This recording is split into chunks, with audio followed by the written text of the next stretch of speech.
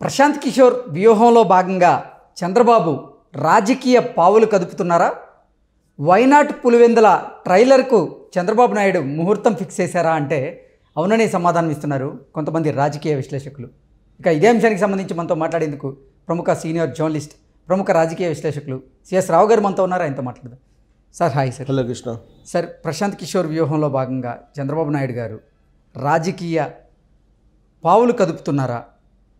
Why not Pulivendula అనేటువంటి ట్రైలర్కు Chandrababu Naidu ముహూర్తాన్ని fix చేశాడా అంటే ఏం చెప్తారు? సో ఆయన రాజమండ్రి సెంట్రల్ జైలుకి రిమాండ్కి వెళ్ళి బయటకు వచ్చిన తర్వాత నుంచి ఆయన మాటలు కానీ ఆయన సరళి కానీ మొత్తం మారిపోయిందని చెప్పి తెలుగుదేశం పార్టీలో ఆల్రెడీ చర్చ నడుస్తుంది.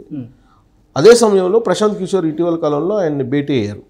భేటీ అయిన తర్వాత నుంచి కంప్లీట్గా ఆయన స్ట్రాటజీస్ని మార్చేసినట్టుగా అనిపిస్తుంది చంద్రబాబు నాయుడు. కారణం ఏంటంటే సోషల్ మీడియా వేదికగా చేసుకొని ఏదైతే ఈ వ్యక్తిగతమైనటువంటి విమర్శలు చేస్తున్నారు, లేదంటే విధానపరమైన అంశాలు కాకుండా మిగిలినటువంటి అంశాలు ఏదైతే సోషల్ మీడియా హైలైట్ చేస్తున్నారో వాటికి కట్ చేయండి, బంద్ చేయండి అని చెప్పి ఒక ఆదేశాలు జారీ చేశారు తెలుగుదేశం పార్టీ సోషల్ మీడియాకి. ఒకవేళ వైఎస్ఆర్ కాంగ్రెస్ పార్టీకి సంబంధించిన సోషల్ మీడియా ప్రవోక్ చేసినా లేదా వ్యక్తిగతమైన ఆరోపణలు చేసినా మీరు రెస్పాండ్ కావద్దు. ఇక నుంచి రాబోయేటువంటి రోజుల్లో కేవలం తెలుగుదేశం పార్టీ అధికారంలోకి వస్తే ఏం చేస్తుంది, 2019 నుంచి 19 ఎన్నికల్లో తెలుగుదేశం పార్టీ అధికారంలోకి రానందువల్ల జరిగినటువంటి నష్టం ఏంటి, దీన్ని మాత్రమే తెలియజేయండి. ఓకే. అలాగే 2019 నుంచి ఇప్పటి వరకు వైఎస్ఆర్ కాంగ్రెస్ పార్టీ ప్రజా వ్యతిరేక విధానాలను ఏం తీసుకుంది, దానివల్ల జరిగిన నష్టం ఏంటి రాష్ట్రానికి, ఈ అంశాల మీద మాత్రమే మీరు కాన్సన్ట్రేషన్ చేయండి. అంతే తప్ప వ్యక్తిగతమైనటువంటి విమర్శలు కానీ ప్రొవోక్ చేసేటువంటి అంశాల జోలికి కానీ మీరు వెళ్ళొద్దు అని చెప్పి చాలా క్లియర్గా తెలుగుదేశం పార్టీ సోషల్ మీడియాకి చంద్రబాబు నాయుడు ఒక క్లియర్ కట్ ఆదేశాలు జారీ చేశారు. ఆ ఆదేశాలు ఎప్పుడు ఇచ్చారు? ప్రశాంత్ కిషోర్ తోటి మీట్ అయిన వెరీ నెక్స్ట్ డే ఆదేశాలు తెలుగుదేశం పార్టీ సోషల్ మీడియాకి ఇచ్చినట్టు తెలుస్తుంది. అందుకే ఇక నుంచి వ్యక్తిగతమైన విమర్శలు, వ్యక్తిగతమైనటువంటి పోస్టులు కానీ ఇవేమీ ఉండవు అని చెప్పి చాలా క్లియర్ చేశారు. ఎందుకు చెప్పారంటే అది ప్రశాంత్ కిషోర్ మొదటి నుంచి కూడా వైఎస్ఆర్ కాంగ్రెస్ పార్టీకి సంబంధించిన బలాలు బలహీనతలు ఏంటనేది తెలుసు. సో వైఎస్ఆర్ కాంగ్రెస్ పార్టీ విధానపరమైనటువంటి అంశాల మీద చర్చ జరగకుండా వ్యక్తిగతమైనటువంటి అంశాలకి వెళ్ళారు. కొడాలి నాని ఉన్నారు, చంద్రబాబు నాయుడు వ్యక్తిగతంగా దూషించడం ఇలానే జరిగిపోయింది మొత్తం. సో జగన్మోహన్ రెడ్డి తీసుకున్న నిర్ణయాలు ఏదైతే ఉన్నాయో ప్రజా వ్యతిరేక నిర్ణయాలు, వాటి మీద చర్చ జరగలే ఎక్కడ. ఆ తర్వాత కొడాలి నాని తర్వాత అమ్మడి రాంబాబు వస్తారు, అమ్మడి రాంబాబు తర్వాత పేరు నాని వస్తారు, పేరు నాని తర్వాత జోగి రమేష్ వస్తారు, జోగి రమేష్ తర్వాత ఆయన వైజాగ్ మినిస్టర్ వస్తాడు, కోడిగుడ్డు మినిస్టర్ అంటారు కదా ఆయన, ఆ తర్వాత రోజా వస్తుంది. ఇలా వాళ్ళు వ్యక్తిగతమైనటువంటి విమర్శలు దానికి వెళ్ళిపోతున్నారు. లోకేష్ బాడీ గురించి, లేదంటే లోకేష్ నడక గురించి, లోకేష్ మాట తీరు గురించి, వీటి గురించి వాళ్ళు టాపిక్ డైవర్ట్ చేస్తున్నారు. అసలు విషయం మద్యం కుంభకోణానికి సంబంధించి సీరియస్గా చర్చ జరుగుతున్న సందర్భంలో ఏదో ఒక వ్యక్తిగతమైన అంశాన్ని తీసుకొస్తున్నారు వైసీపీ వాళ్ళు. సో కాబట్టి వీటన్నింటిని గమనించినటువంటి ప్రశాంత్ కిషోర్ వైఎస్ఆర్ కాంగ్రెస్ పార్టీ ఏం చేస్తుంది మొదటి నుంచి సోషల్ మీడియా వేదిక చేసుకొని అనేది గమనించి ఒక ఇండికేషన్ ఇచ్చారు చంద్రబాబు నాయుడుకి. అందుకే చంద్రబాబు నాయుడు తెలుగుదేశం పార్టీ చాలా క్లియర్గా చెప్పారు, ఇక నుంచి మొత్తం బంద్ చేయండి. తెలుగుదేశం పార్టీ అధికారంలోకి రానందువల్ల 2019లో ఎంత నష్టం జరిగింది అనేది ఎక్స్పోజ్ చేయండి. రాబోయేటువంటి ఎన్నికల్లో పొరపాటుని కనుక మళ్ళీ వైఎస్ఆర్ కాంగ్రెస్ పార్టీ వస్తే జరిగే నష్టాన్ని ఆవిష్కరించండి. ఇప్పటి వరకు జరిగినటువంటి నష్టం ఏంటి అనేది చెప్పండి. అలాగే 2014 నుంచి 2019 వరకు తెలుగుదేశం పార్టీ ఏం చేసింది రాష్ట్రానికి, 2014లో రాష్ట్ర పరిస్థితి ఏంది, 19 నాటికి రాష్ట్ర పరిస్థితి ఏంది, ఎన్ని రకాల స్కీములు తీసుకొచ్చింది, ఎన్ని రకాల సంస్థలను తీసుకొచ్చింది, ఢిల్లీతో మాట్లాడి కేంద్ర ప్రభుత్వం మాట్లాడి, ఇవి మొత్తం కాన్సన్ట్రేషన్ చేసి వీటిని ప్రచారం చేయండి, ప్రజల్లోకి తీసుకెళ్ళండి అని చెప్పి ఆయన ఒక దిశానిర్దేశం చేశారు. ఇదంతా ఒక ఎత్తు అయితే ప్రశాంత్ కిషోర్ వ్యూహం ప్రకారం ఆయన ఎన్నికలకు సన్నద్ధం అవుతున్నారు అని చెప్పి తెలుగుదేశం పార్టీలో వినిపిస్తుంది. ఎలా సన్నద్ధం అవుతున్నారంటే రాబోయేటువంటి రోజుల్లో ప్రతి పార్లమెంటు కాన్స్టిట్యున్సీకి ఒక చోట బహిరంగ సభ ఏర్పాటు చేయాలి.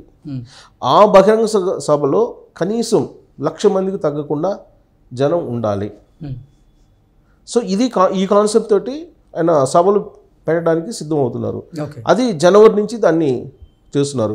ఇప్పుడు కుప్పం పర్యటనలో ఉన్నారు ఆయన, 3 రోజుల పాటు కుప్పంలో ఉంటారు. 28, 29, 30 తారీఖులో ఆయన కుప్పంలో ఉంటారు. కుప్పంలో పర్యటిస్తున్నారు. కుప్పంలో ఆయన 3 రోజుల పాటు అక్కడే ఉండి, ఆయన సొంత కాన్స్టిట్యున్సీ కాబట్టి అక్కడ పర్యటించిన తర్వాత జనవరి 2వ తారీఖు నుంచి ఆయన ఒక క్లియర్ కట్ ఒక ఈ ప్రచార రథాలు పంపిస్తున్నారు. జనవరి 2వ తారీఖు నుంచి ప్రచార రథాలను పంపిస్తున్నారు. ప్రతి పార్లమెంటరీ కాన్స్టిట్యున్సీకి 2 చొప్పున ఇస్తున్నారు ప్రచార రథాలని. ఆ ప్రచార రథాల్లో ఏమున్నాయి? ఇదే తెలుగుదేశం పార్టీ 2014 నుంచి 2019 దాకా ఏం చేసింది అనేటువంటి కాన్సెప్ట్.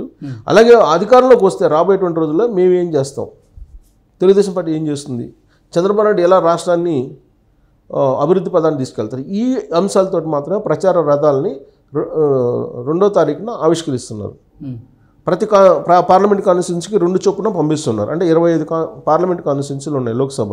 25 × 2 50 వాహనాలని పంపిస్తున్నారు ప్రచారానికి. సో ప్రచారం చేస్తూ ఉంటాయి అవి. ఇదే ప్రచారం, నెగిటివ్ ప్రచారం కాదు. జగన్మోహన్ రెడ్డి మీద వ్యక్తిగతమైన ప్రచారం. ఇప్పటివరకు ఏంటి, జగన్మోహన్ రెడ్డి ఒక సైకో లేకపోతే అలా చేశారు. దానికి కారణం ఏంటంటే కొడాలి నాని వీళ్ళందరూ రకరకాలుగా చంద్రబాబు నాయుడిని, లోకేష్ని, చివరికి భువనేశ్వరి శీలాన్ని కూడా వాళ్ళు విమర్శించారు. సో కాబట్టి అలాంటి వాటికి ఫుల్ స్టాప్ పెట్టండి. వాళ్ళు ప్రవోక్ చేస్తారు. వైసీపీ వాళ్ళు ప్రవోక్ చేసే అవకాశం ఉంది. ఆ వ్యక్తిగతమైన దోషుల వైపు వెళ్ళేటువంటి అవకాశం ఉంది. ప్యాకేజ్ స్టార్ అని, మ్యారేజ్ స్టార్ అని ఇలా వెళ్ళి మొత్తం డైవర్ట్ చేసేసారు. అది కావాల్సింది ఆంధ్రప్రదేశ్ సమాజానికి. అక్కడ జరుగుతున్నటువంటి ప్రభుత్వ పరిపాలన మీద చర్చ జరగాలి అనేటువంటి కాన్సెప్ట్లోనే వెళ్తున్నారు. దాంట్లో భాగంగా జనవరి 2వ తారీఖున ప్రచార రథాలని పంపిస్తున్నారు. ఆ తర్వాత జనవరి 5వ తారీఖు నుంచి ఆయన పార్లమెంటుకు సంబంధించినటువంటి సభలు పెట్టాలనేటువంటి సన్నాహాలు చేస్తున్నారు. ఆ సభల్లో పవన్ కళ్యాణ్ అలాగే చంద్రబాబు నాయుడు ఇద్దరు ఉండేలాగా కూడా ప్లాన్ చేస్తున్నారు. వాళ్ళిద్దరు షెడ్యూల్ చూసుకొని వాళ్ళిద్దరు ఉండేలాగా ఆ సభల్లో ప్రతి లోక్సభకి ఒక చోట సభ పెట్టాలి లోక్సభ పరిధిలో అనేది నిర్ణయం. అంటే 25 సభలు. 25 సభలు అంటే జనవరి మొత్తం పార్లమెంటుకు సంబంధించినటువంటి సభలు ముగుస్తాయి. జనవరి 2వ తారీఖు నుంచి ప్రచార రథాలను పంపిస్తున్నారు. ప్రతి పార్లమెంటరీ కాన్స్టిట్యున్సీకి 2 చొప్పున ఇస్తున్నారు ప్రచార రథాలని. ఆ ప్రచార రథాల్లో ఏమున్నాయి? ఇదే తెలుగుదేశం పార్టీ 2014 నుంచి 2019 దాకా ఏం చేసింది అనేటువంటి కాన్సెప్ట్. అలాగే అధికారంలోకి వస్తే రాబోయేటువంటి రోజుల్లో మేము ఏం చేస్తాం, తెలుగుదేశం పార్టీ ఏం చేస్తుంది, చంద్రబాబు నాయుడు ఎలా రాష్ట్రాన్ని అభివృద్ధి పదాన్ని తీసుకెళ్తారు, ఈ అంశాలతో మాత్రమే ప్రచార రథాలని 2వ తారీఖున ఆవిష్కరిస్తున్నారు. సో అది ప్లాన్ చేశారు. ఇదంతా కూడా ప్రశాంత్ కిషోర్ ఒక వ్యూహం ప్రకారం చంద్రబాబు నాయుడుకి ఒక డైరెక్షన్ ఇస్తున్నారు. దాని ప్రకారమే ఇవన్నీ కూడా ప్లాన్ చేసి చంద్రబాబు నాయుడు వెళ్తున్నారు. సో రాబోయేటువంటి రోజుల్లో ఒక సైంటిఫిక్గా శాస్త్రీయబద్ధంగా చర్చ జరిగేటట్టు ఆంధ్రప్రదేశ్ అభివృద్ధి మీద, ఆంధ్రప్రదేశ్ ప్రయోజనాల మీద చర్చ జరిగేటట్టు ప్లాన్ చేశారు. రాబోయేటువంటి ఎన్నికల్లో జగన్ వర్సెస్ రాష్ట్ర ప్రయోజనాలు ఈ కాన్సెప్ట్ తోటి ఎన్నికలు జరగాలి అనేది ప్రశాంత్ కిషోర్ ఇచ్చినటువంటి వ్యూహంలో భాగం చంద్రబాబు నాయుడుకి. ఆ దిశగా ఆయన అడుగులు వేస్తున్నారు.